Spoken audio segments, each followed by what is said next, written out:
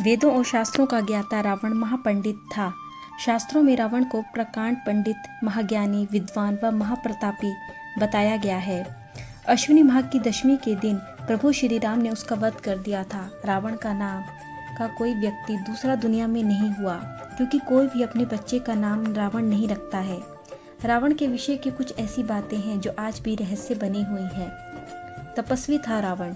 रावण तपस्वी था। वह अपनी इच्छाओं की पूर्ति के लिए तप करता रहता था। उसने तप के बल पर ही ब्रह्मा से वरदान मांगा था और तप के बल पर उसने सभी ग्रहों के देवों को बंधक भी बना लिया था।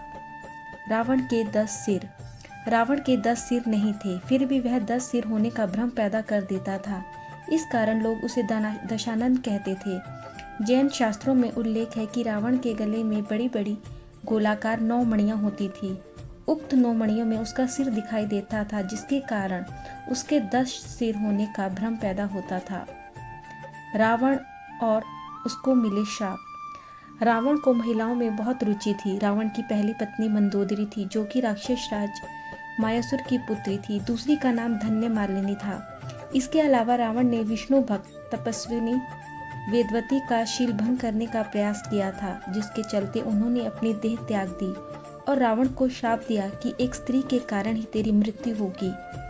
मान्यता अनुसार उसी युवती ने सीता के रूप में जन्म लिया था।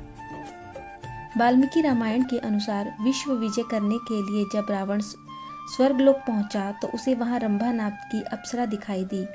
कामातुर होकर उसने रंभा को पकड़ लिया। तब अप्सरा रंभा ने कहा कि आप मुझे इस तरह से स्पर्श ना करें, मैं आपके बड़े भाई कुबेर के बेटे नल कुबेर के लिए आरक्षित हूँ, इसीलिए मैं आपकी पुत्र वधू के समान हूँ। लेकिन रावण ने उसकी बात नहीं मानी और रंभा से दुराचार किया। यह बात जब नल कुबेर को पता चली तो उसने रावण को शाप दिया कि आज के बाद रावण बिना किसी स्त्री की इच्छा के स्पर्श नहीं कर पाएगा, और यदि वह करेगा तो उसका मस्तक 100 टुकड़ों में बट जाएगा। फिर से जीवित हो जाएगा रावण। कहते हैं कि रावण की मृत्यु के बाद उसके अंतिम संस्कार की जिम्मेदारी विभीषण को सौंपी गई थी, लेकिन लंका का राजगद्दी संभालने की जल्दी में विभीषण ने रावण के शव को वैसे ही छोड़ दिया था, जिसके बाद रावण के शव को नाकुल के लोग अपने साथ ले गए थे। उन्हें यकीन था कि रावण की मौत क्षणिक है और वह फिर से जीवित हो उठेगा, और रावण के शव को जीवित करने का उन्होंने कई बार प्रयास किया, परंतु वे सफल नहीं हुए। तो उन्होंने रसायनों का इस्तेमाल कर उसे मम्मी के रूप में रख दिया। श्रीलंका के कई लोगों के बीच आज भी यह मान्यता है कि रावण एक दिन जिंदा होकर पुनः लौट आएगा।